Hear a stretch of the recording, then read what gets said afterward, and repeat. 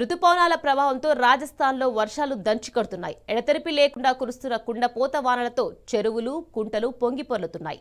వర్షాలు వరదలతో బాన్వర్, జోధ్పూర్, జైసలేం, అజ్మీర్, బీవార్, నౌగౌర్, టోంకో జిల్లాలు అతలాకుతలమవుతున్నాయి. రికార్డు స్థాయి వర్షాలతో పార్వతీ నది ఉప్పొంగుతుండటంతో కోఠా జిల్లా నుంచి మధ్యప్రదేశ్కు వెళ్లే రహదారి తెగిపోయింది. దీంతో షియేపూర్, గ్వాలియర్ రహదారిలో రాకపోకలు నిలిచిపోయాయి.